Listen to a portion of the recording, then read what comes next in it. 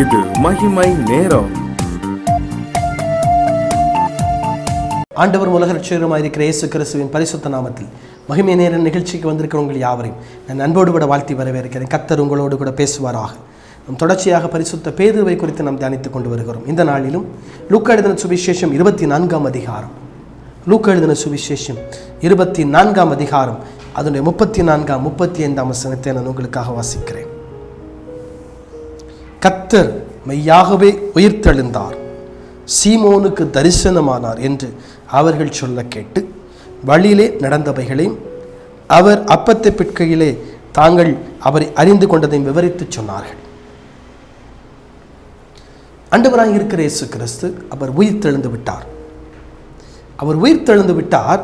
அவர் உயிர்த்தெழுந்ததற்கு பின்பதாக 2 சீஷர்கள் அவர் பக்கத்தில் இருக்கிற எம்மாவு என்னும் கிராமத்திற்கு அவர்கள் போகிறார்கள். இந்த லூக்கா எழுதின சுவிசேஷம் 24ஆம் அதிகாரம் 13ஆம் வசனத்திலும் அதை நம்ம வாசித்து பார்த்தா நமக்கு தெரியும். 2 சீஷர்கள் எம்மாவு என்கிற கிராமத்திற்கு அவர்கள் பக்கத்திற்கு கிராமத்திற்கு போகிறார்கள். அது எருசலேமிலிருந்து 7 அல்லது 8 மைல் தூரமான ஒரு கிராமம் இந்த எம்மாவு என்கிற கிராமம். அங்கே போகும்போது இந்த வர்த்தமானங்களை குறித்து, அதாவது இயேசு கிறிஸ்து சிலுவையில் அடிப்பட்டதை, மரணமடைந்ததை, அவர் உயிர் தெழுந்ததை பேசிக்கொண்டே போகிறார்கள். அப்போ இயேசு கிறிஸ்து அவர்கள் நடுவிலே வந்து நின்று அவர்களோட கூட நடந்து போய், நீங்கள் எதை குறித்து பேசிக்கொண்டிருக்கிறீர்கள் என்று கேட்கிறார். இயேசு கிறிஸ்துவை குறித்து பார்க்கக்கூடாது, கண்கள் மறைக்கப்பட்டிருக்கிறது. அந்த கண்கள் மறைக்கப்பட்டிருக்கிறது. எவைகளை குறித்து பேசிக்கொண்டிருக்கிறீர்கள்? ஒருவரை ஒருவர் நீங்கள் துக்கமுகமாய் ஒரு காரியத்தை குறித்து பேசிக்கொண்டிருக்கிறீர்களே என்று சொல்லி அவர் கேட்கிறார். அப்பொழுது ஒருவன், அவர்களில் ஒருவனாகிய கிளையப்பா என்பவன் பரித்திரமாக, 2 பேர் போகிறாங்க. ஒருத்தர் சீமோன், அடுத்தவர் கிளையப்பா. இங்கே தெளிவாய் சொல்லப்பட்டிருக்கிறது, கர்த்தர் மெய்யாக உயிர்த்தெழுந்தார் என்று, சீமோனுக்கு தரிசனமானார் என்று அவர்கள் சொல்ல கேட்டு. இந்த 2 பேர் போகும்போது பேசிக்கிட்டே போகிறாங்க. அப்போது அவர் கேட்குறாரு, நீர் எருசலேமில் நடந்தது உங்களுக்கு தெரியாதா? நீ தூரமாக இருக்கிறீரா? நசரேனா இயேசு கிறிஸ்துவை சிலுவையில் பிடிச்சி கொலை செய்துட்டாங்க, அவர் ஆணி அடித்து கொலை செய்துட்டாங்க, அவர் மரிச்சிட்டார், 3 நாள் ஆகுது. ஆனால் காலையில் எங்கே சேர்ந்த ஸ்திரீகள் சிலர் போய் கல்லறையில் போய் பார்த்து அவரை காணாமல் அவர் உயிர்த்தெழுந்தார் என்று சொன்ன தெய்வ தூதரை தரிசித்தோம் என்று சொல்லி எங்களை பிரமிக்க பண்ணினார்கள். அப்படியே சிலர் போய் கல்லறையிடத்திற்கு போய் ஸ்திரீகள் சொன்னபடியே கண்டார்கள், அவரையும் காணவில்லை.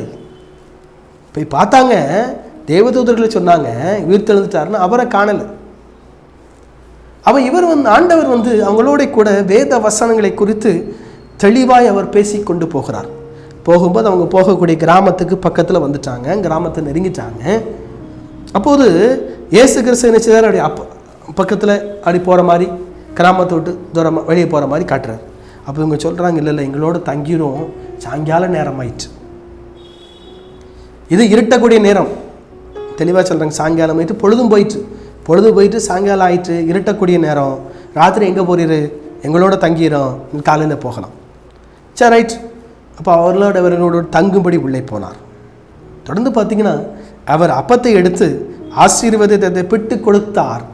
அவருடைய கண்கள் திறக்கப்பட்டது, அவரை அறிந்தார்கள், அவரோ மறைந்து போனார். உடனே எருசலேமுக்கு எழுந்திருந்து வர்றாங்க.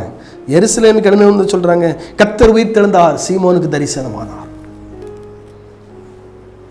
சீமோன் பேதுரு என்று சொல்லி வேதத்திலே பல இடங்கள் நாம் பார்க்க முடியும். சீமோன் பேதுரு, சீமோனுக்கு தரிசனமானார். ஆண்டவர் இங்கே 2 பேர் போறாங்க, தரிசனமாகிறார்.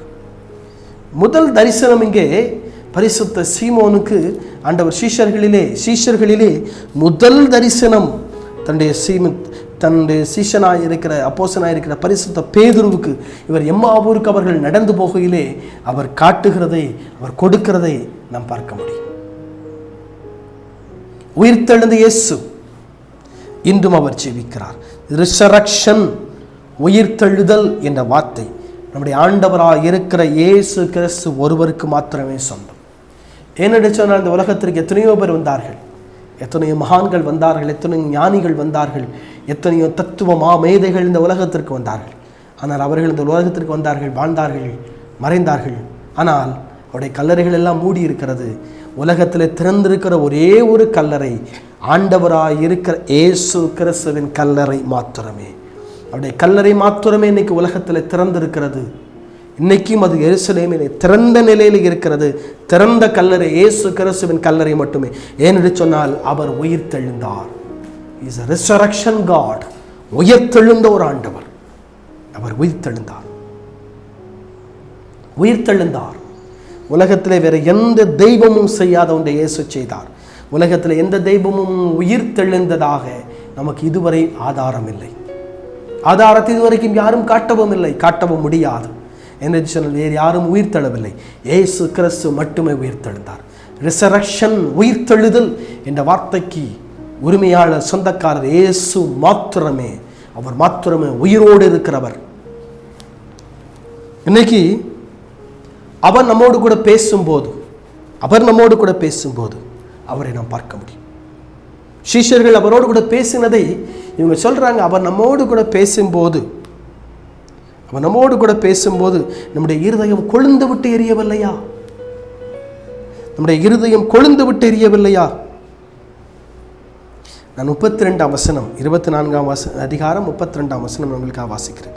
அப்பொழுது அவர்கள் ஒருவரையொருவர் நோக்கி, வழியிலே அவன் நம்மோடு பேசி வேத வாக்கியங்களை நமக்கு விளக்கி காட்டின பொழுது நம்முடைய இருதயம் நமக்குள்ளே கொழுந்து விட்டு எரியவில்லையா என்று சொல்லிக்கொண்டு, வேத வாக்கியங்கள் அவர் விளக்கி காட்டும் போது நம்முடைய இருதயம் கொழுந்து விட்டு எறிந்தது அல்லவா? வேத வசனத்தை நாம் வாசிக்கும் போது, இதை தியானிக்கும் போது அவர் நமக்கு இதை விளக்கி சொல்லிக் கொடுக்கக்கூடிய ஒரு ஆண்டம். இந்த வேதம் நம்மோடு கூட பேசுகிற ஒரு வேதம், நம்மோடு கூட இடைப்படுகிற ஒரு வேதம். இந்த வேத வசனத்தின் மூலமாய், இந்த வேத வார்த்தையின் மூலமாய் கர்த்தர் நம்மோடு கூட பேசுவார். இது அப்படி வெறுமையாக வாசிட்டு இப்படி ஓரமாக வைக்கக்கூடிய ஒரு புத்தகம் அல்ல. தினம் தினம் இதை நாம் வாசிக்கும் போது, இந்த புஸ்தகத்தை, நம் வேதத்தை நாம் தியானிக்கும் போது நம்மோடு கூட இந்த புஸ்தகம் பேசுகிறது. ஒரு வசனத்தை ஒரு நாளில் வாசித்து அதை தியானம் பண்ணிங்கன்னா, அதே வசனத்தை அடுத்த நாள் வாசித்து தியானம் பண்ணிங்கன்னா, இன்னைக்கு அந்த வேத வசனத்தின் மூலமாக அந்த வேத வசனத்தை நாம் தியானிக்கும் போது கர்த்தருடைய ஆவியான நம்மோடு கூட ஒரு காரியத்தை குறித்து பேசுவார். அதே வேத வசனத்தை அடுத்த நாள் நீங்கள் தியானிச்சிங்கன்னா அந்த வேத வசனம் வேறு மாதிரி கர்த்தர் பேசுவார். ஏன்னா இந்த பரிசுத்த வேதாகமானது மற்ற புத்தகங்கள் மாதிரி வாசம் அப்படி தூர போடக்கூடிய ஒன்றும் இல்லை. இந்த வேத வசனங்கள், கொடுக்கப்பட்டிருக்கிற வேத வசனங்கள் கர்த்தராலே கொடுக்கப்பட்டது. அதனால ஒரு வசனத்தை ஒரு நாளில் வாசி தியானம் பண்ணி அடுத்த நாள்லேயே அதே வசனத்தை தியானம் பண்ணால் அந்த வசனத்தின் மூலமாக ஆண்டவன் நம்மோடு கூட பேச மாட்டாருங்கிற அர்த்தம் கிடையாது. பேசுவார், வேறு விதமாக பேசுவார், வேறு வித காரியங்கள் மூலம் விளக்கி நமக்கு கொடுப்பார். ஆனால் பேசக்கூடிய ஒன்று, நம்மையே நமக்கு காட்டக்கூடிய ஒன்று, நம்முடைய இருதயத்தை நமக்கு காட்டக்கூடிய ஒரு கண்ணாடி இந்த பரிசுத்த வேதாகமம்.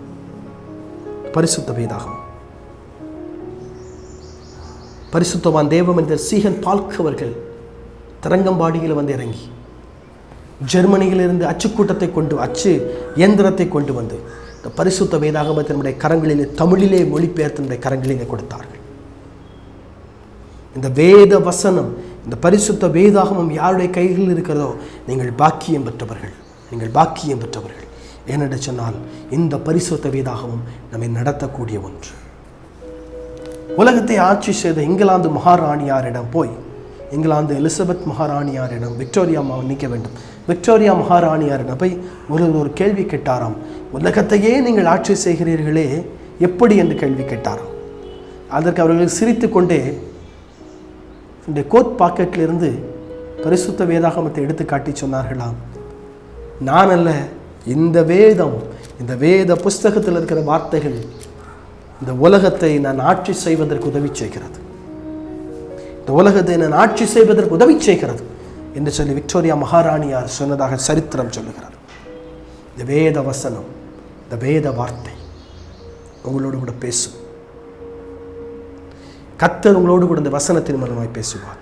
இதை தொடர்ந்து நாம் தியானிப்போம். கர்த்தர் உங்களை ஆசீர்வதிப்பாராக. ஆண்டவர் உங்களோடு கூட இருப்பாராக. இதை நாம் தொடர்ந்து தியானிக்கும் பொழுது, இதை நாம் தொடர்ந்து வாசிக்கும் பொழுது, ஆண்டவர் நம்மோடு கூட பேசுகிறதை, கர்த்தர் நம்மோடு கூட பேசுகிறதை நாம் உணர முடியும். இந்த சீஷர்கள் அது வரைக்கும் உணர்வில்லாமல் நடந்து போயிட்டு இருந்தாங்க.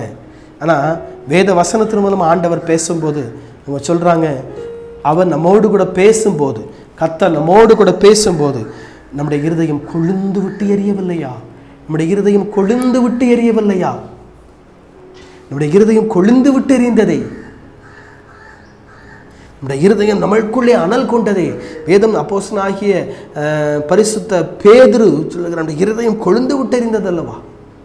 சங்கீதக்காரனாகிய தாவீது சொல்லுகிறார், நான் தியானிக்கையிலே அனல் மூண்டது, தியானிக்கையில் அக்கினி மூண்டது, தியானிக்கையில் அக்கினி மூண்டது. இன்னைக்கு வேத வசனத்தை நாம் வாசித்து அதை தியானிக்கிறோமா? Meditate the Bible, meditate the Bible. வேத வசனத்தை தியானித்து அமைதியாக நாம் தியானம் பண்ணலாம். குவைட் டைம்னு சொல்லி ஒன்று உண்டு. அமைதியாக நாம் தியானம் பண்ணலாம். குவைட்டாக ஆண்டவருடைய பாதத்தில் அமைதியாக உட்கார்ந்து, அமைதி நேரம், அதுக்கு பேர் அமைதி நேரம், அமைதியாக வேதத்தை தியானித்து அவர் நம்மோடு கூட பேசும்படியாக அமர்ந்திருந்தால் கர்த்தர் நம்மோடு கூட வேத வசனத்தின் மூலமாக, வேத வார்த்தையின் மூலமாக கர்த்தர் நம்மோடு கூட பேசுவார். ஆண்டவர் நம்மோடு கூட இடைப்படுவார். அவருடைய பாதத்தில் காத்திருக்கும் போது கர்த்தர் நம்மோடு கூட பேசுவார். அவர் நம்மோடு கூட பேசுவாராக. தலைகளை தாழ்த்தி ஜெபிப்போம். தகப்பனே, உமக்கு நன்றி. நீர் எங்களோடு கூட பேசுகிற ஆண்டவர், எங்களோடு கூட இடைப்படுகிற ஆண்டவர், அதற்காக உமக்கு நன்றி. எங்களோடு கூட பேசும், எங்களோடு கூட இடைப்படும். உமது அமர்ந்த மெல்லிய சத்தம் என்னை காதுகளை துணிப்பதாக இயேசு கிறிஸ்துவின் நாமத்தில் ஜெபிக்கிறேன் பிதாவே, ஆமென்.